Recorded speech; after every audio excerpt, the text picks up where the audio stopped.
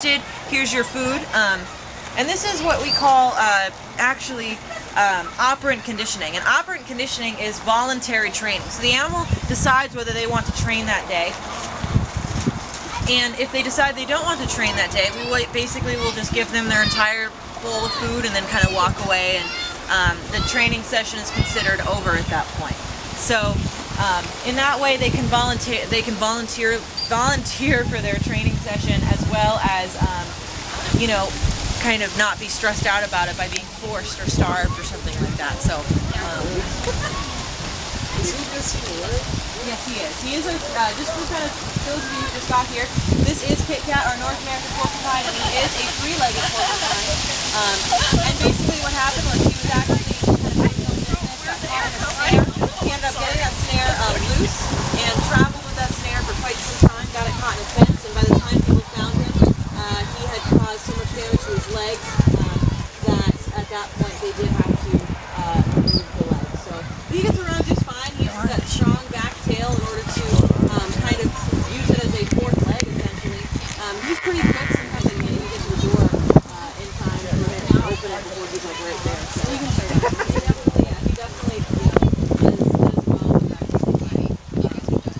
But again, and for those of you who just got here, we are doing a training session today. And these training sessions definitely do have kind of more of a reason rather than just kind of tricks and something fun.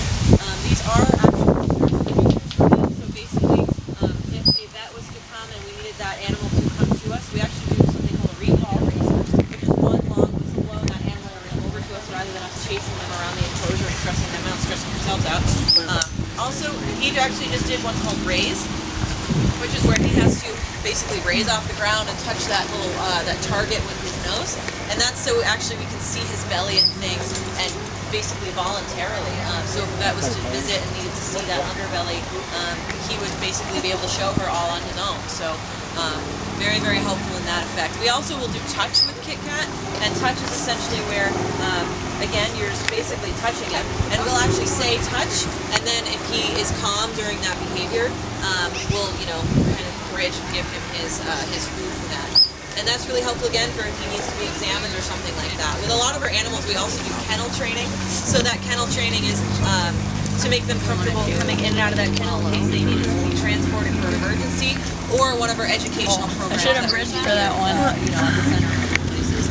Kit Kat is only 4 years old, so he's only 3 years old, so he's actually pretty young, pretty early on in his training. Our other porcupine Snickers is kind of a pro at this point at 13 years old. He's definitely very comfortable with getting trained and touched and with all the education stuff he does. So he's still kind of learning, so we're just starting to bring him into education programs and things. But when you guys are audiences for that, you're actually helping train a porcupine. So it's